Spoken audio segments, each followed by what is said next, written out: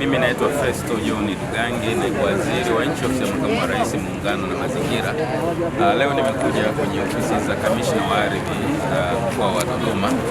Nimekuja kuchukua hati, na hati hii mimi nimeomba ndani ya siku 7 zilizopita. Nimeanza mchakato wa kujaza fomu, kulipia, na nimepigiwa simu kwamba hati iko tayari.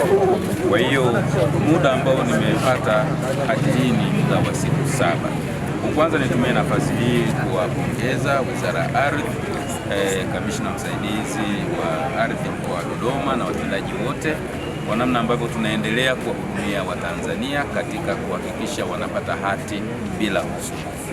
Lakini jambo kubwa, serikali ya awamu ya 6 inaongozwa na Mheshimiwa Dkt. Samia Suluhu Hassan imeweka kipaumbele kutatua kero za wananchi na kuhakikisha kwamba haki ya wananchi kumiliki ardhi inasimamiwa.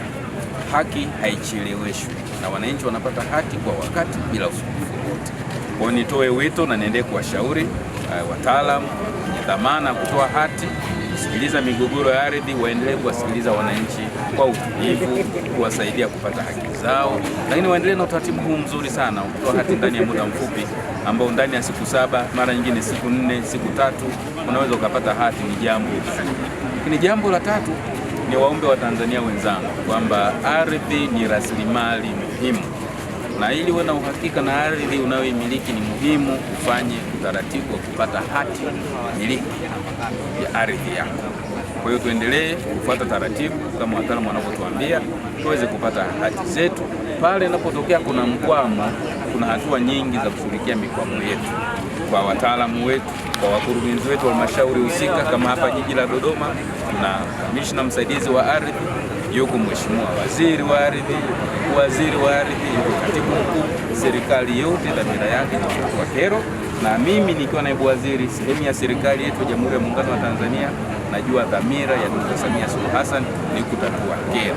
Tuhakikishe tutaendelea kushirikiana nanyi wananchi pale kwenye kero, tutatue, mwananchi apate haki yake kwa utulivu, kwa usalama, bila usumbufu. Kwa hiyo niwapongeze sana Wizara ya Ardhi, na swala hili la kliniki ya ardhi ni jambo zuri, na niwaombe mimi kama mdau mwananchi tuendelee na maeneo mengine, halmashauri zingine, mikoa mingine, kusogeza huduma hizi karibu zaidi kwa wananchi waweze kunufaika na